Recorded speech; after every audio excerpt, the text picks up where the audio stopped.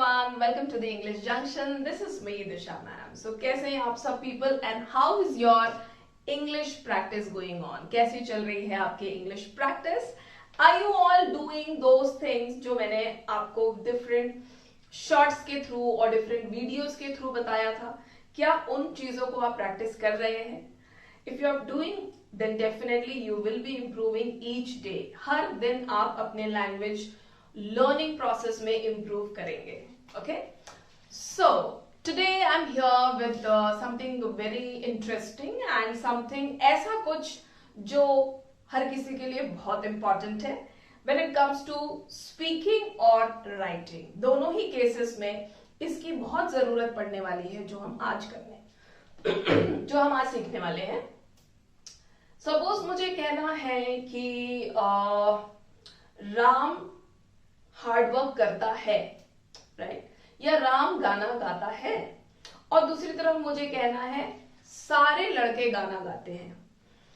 हम जब हिंदी में ये सेंटेंसेस बोलते हैं तो हम सोचते भी नहीं है. We didn't even think, I also didn't even think before saying these two sentences in Hindi. मैंने तुरंत बोल दिया क्योंकि हम इस लैंग्वेज से यूज्ड टू हैं. We are very much comfortable with this language. हमें सोचना भी नहीं पड़ता हम है लगाएंगे या था लगाएंगे या थे लगाएंगे.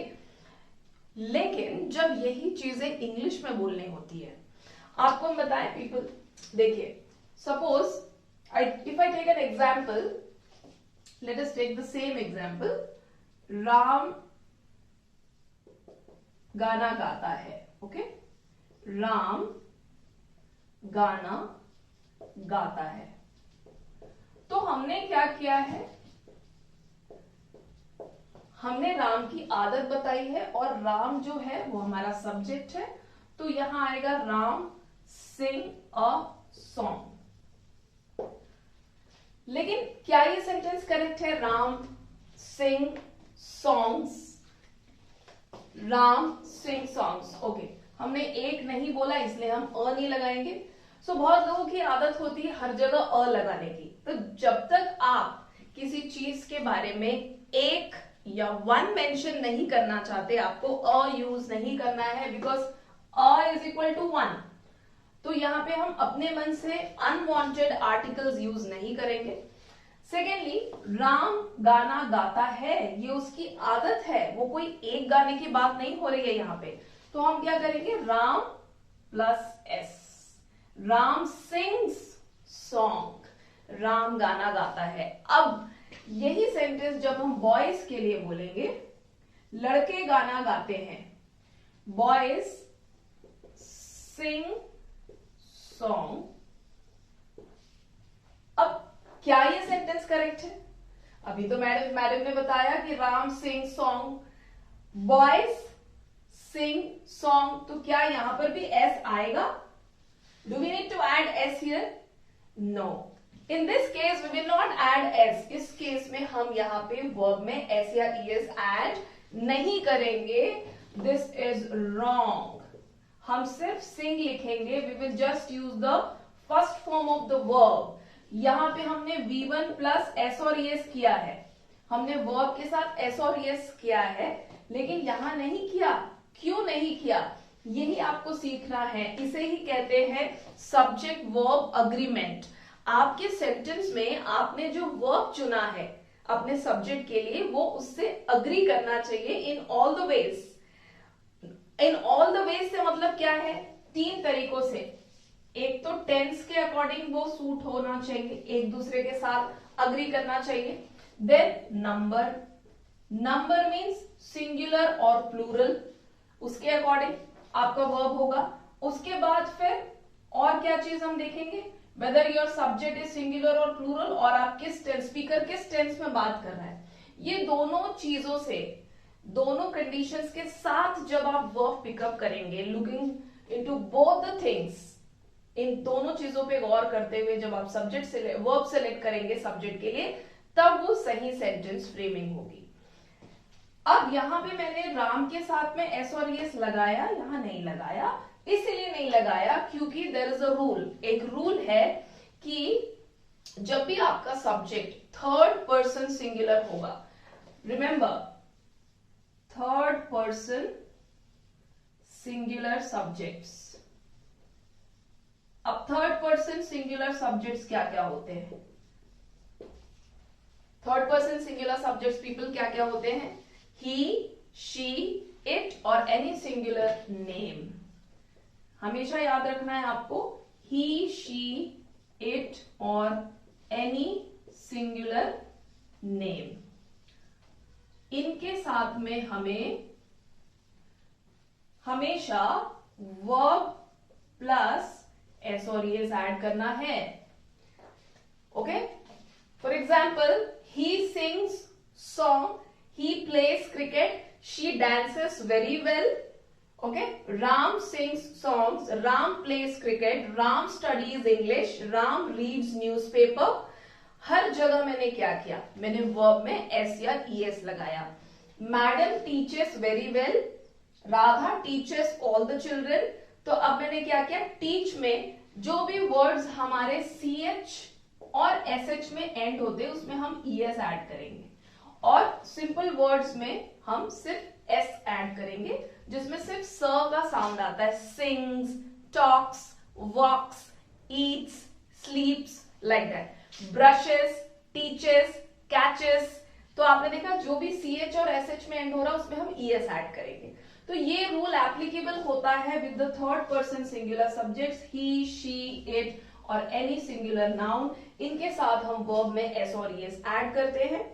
अब हम ये देखेंगे कि what are the verbs. Verbs क्या क्या हैं, किन किन वर्ब्स को हम फोकस में रखना है हमें while picking up the sentences. किन किन वर्ब्स के बारे में हमें सोचना है, लेट अस सी दैट। तो वी हैव टू चेक सारे हेल्पिंग वर्ब्स। ओके, जितने भी हेल्पिंग वर्ब्स है हमें उनको ध्यान में रखना है। देखिए हम कैसे डिसाइड करेंगे।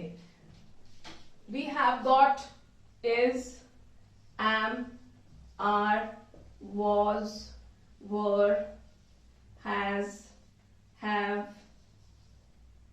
हैड। ठीक है, तो इनको हम कैसे डिसाइड करेंगे कि कब यूज करना है हमें is, am, are, was, were, has, have, had. So quite simple, हमको देखना है जब हमारा सब्जेक्ट सिंगुलर है, सिंगुलर सब्जेक्ट है और प्रेजेंट टेंस है। तो मैंने दोनों कंडीशंस लिख दिए। जब भी आपका सब्जेक्ट सिंगुलर होगा और प्रेजेंट टेंस में बात करना होगा आपको इज लगाना होगा। जब भी आपका सब्जेक्ट सिंगुलर होगा, अगेन सिंगुलर सब्जेक्ट, और आपका प्रेजेंट टेंस होगा, कौन सा singular subject? Singular subject I, first person.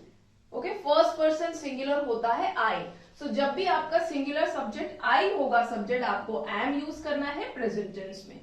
Past कब, आर हम कब यूज करेंगे? जब हमारा सब्जेक्ट प्लूरल हो। जब हमारा सब्जेक्ट प्लूरल हो, प्लूरल सब्जेक्ट होगा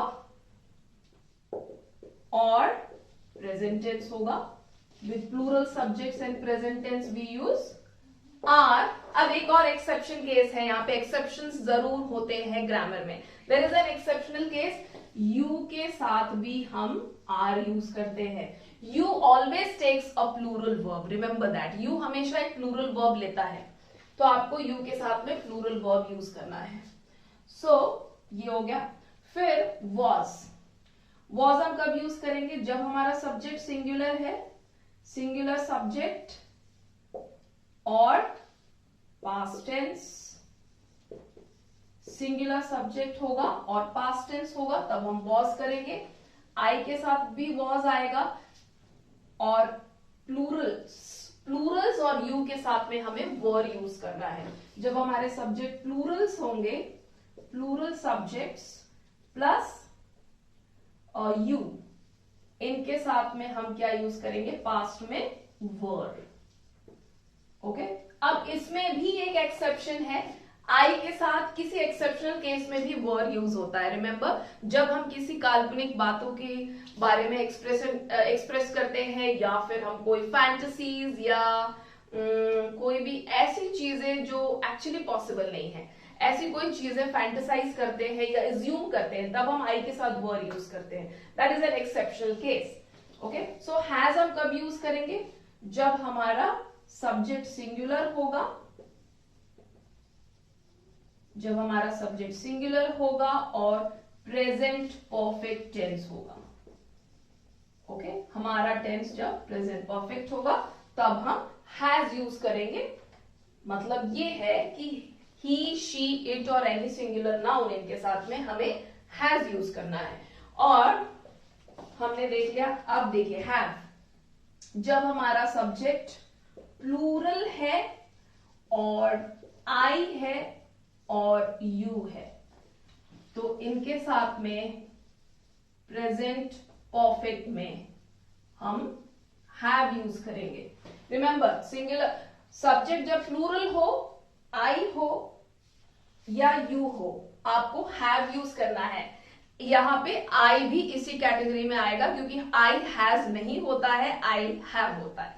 okay people, and had. So had एक ऐसा ऑक्सिलियरी है जो हमें बहुत रिलीफ देता है. सो सूदिंग इट इज, क्योंकि हमें हैड के साथ में ये टेंशन नहीं होती है कि किस सब्जेक्ट के साथ हैड आएगा, किसके साथ नहीं आएगा, क्योंकि हैड जो है वो सारे सब्जेक्ट्स के साथ, एनी नाउन और एनी प्रोनाउन सबके साथ सूटेबल होता है, सबके साथ फिटिंग होता है. सो जस्ट ये याद रखना है कि पास्ट परफेक्ट टेंस में with all the subjects, whether it is first person, second person, third person, singular, plural, कोई भी subject हो, सबके साथ में past perfect में हम had use करते हैं. So remember this people. So had is comfortable with any subject, had is fitting with all the subjects in the past perfect tense. चाहे आपका सब्जेक्ट सिंगुलर हो, प्लूरल हो, फर्स्ट पर्सन हो, second person हो या third person हो. सो I hope people इससे आपको काफी हेल्प मिलेगी, क्योंकि एक बहुत बड़ा ग्रामर का टॉपिक है subject verb agreement. So subject और वर्ब अग्री किस किस तरह से करते हैं, इसके अराउंड 15 to 16 रूल्स होते हैं. जिसका फर्स्ट रूल ये कहता है, remember this, singular subject takes a singular verb, plural subject takes a plural verb. So आपको ये याद रखना है. That is the first rule of subject verb agreement. Alright people, so on this note I'll take a leave.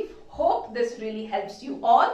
Keep practicing, do a lot of practice. याद रखिएगा जो मैंने first rule दिया है आज आपको सब्जेक्ट वर्ब अग्रीमेंट का, जो एक मंत्रा का काम करेगा जब भी आप एक सब्जेक्ट के लिए एक वर्ब पिकअप करेंगे. Remember once again, singular subject takes a singular verb, plural subject takes a plural verb. So keep practicing people. So I'll be coming soon with many more lectures. Stay tuned. Do like, share and subscribe to my channel, and do practice a lot. It is very important. All the best people. Bye-bye.